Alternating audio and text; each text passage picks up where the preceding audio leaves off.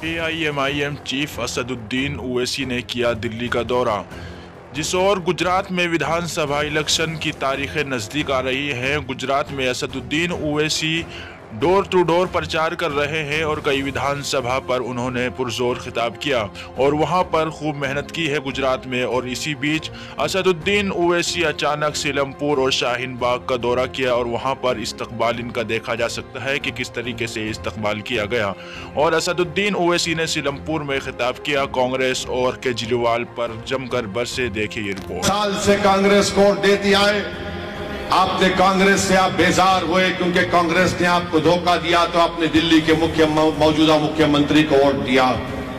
मगर आपकी लीडरशिप कहां है? कोई कहेगा कि नहीं, दिल्ली के मुख्यमंत्री की पार्टी में भी लोग जीत कर आते हैं मगर वो गूंगे और अंधे बनकर बैठते हैं। उनको इस बात की इजाजत नहीं है कि दिल्ली के मुख्यमंत्री के साथ खड़े होकर उसकी आंख में आंख डालकर कहे कि तुमने जुल्म किया है, तुमने झूठ बोला है तबलीगी जमात के बारे में। इतना बड़ा झूठ तबलीगी जमात पर इल्जाम लगा दिया गया। पूरे मुल्क में जब कोविड शुरू हुआ तो सबसे पहले अगर किसी ने कोविड के दौरान में जब लोग तड़प रहे थे, मर रहे थे ऑक्सीजन के लिए, अस्पताल के बेड के लिए, तो ऐसे वक्त में दिल्ली के मुख्यमंत्री ने सारे देश में अपना जहर उगला और कहा कि कोविड अगर फैल रहा है तो तबलीगी जमात से फैल रहा है।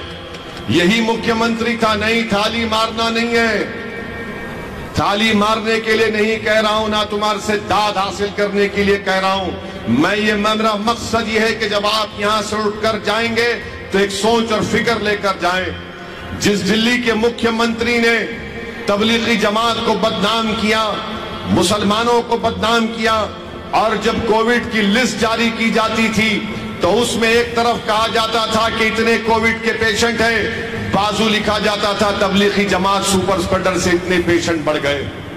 और पूरे मुल्क में, पूरे वतन अजीज में मुसलमानों को शक की निगाहों से देखना शुरू कर दिए लोग। अरे ये दाढ़ी वाला है, ये बुर्खा पहनने वाली है, इससे कोविड फैल रहा है। नफरत बढ़ गई, कई लोगों पर हमला हुआ, इलाज नहीं हुआ, और उसका तमाम की तमाम जिम्मेदारी मौजूदा दिल्ली के मुख्यमंत्री पर आयद होती है। अब जब हम ये बयान करते हैं तो दिल्ली के मुख्यमंत्री के चमचे बोलेंगे, देखो ओवैसी भड़काऊ भाषण दे रहा है। मैं भड़काऊ भाषण नहीं दे रहा हूं, सच्चाई को बयान कर रहा हूं। आप जानते हैं, सारी दुनिया ने देखा उसको। फिर उसके बाद दूसरी तरफ आप चले जाइए,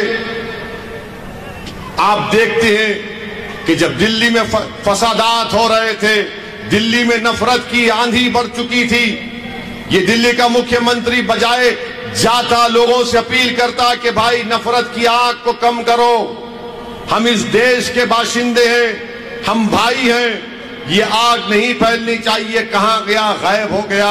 और कहां जाता है? महात्मा गांधी के राजघाट पर जाकर अपने मंत्रियों को लेकर आंख और मुंह बंद करके बैठ जाता है। जनता के घर जल गए, लोग मर गए, दिल्ली का मुख्यमंत्री गायब, रूपोश, कहीं पर नजर नहीं आया। मजलिस इलेक्शन में इसलिए हिस्सा लेती है कि गरीब और मजलूम अवाम को उनका हक मिले।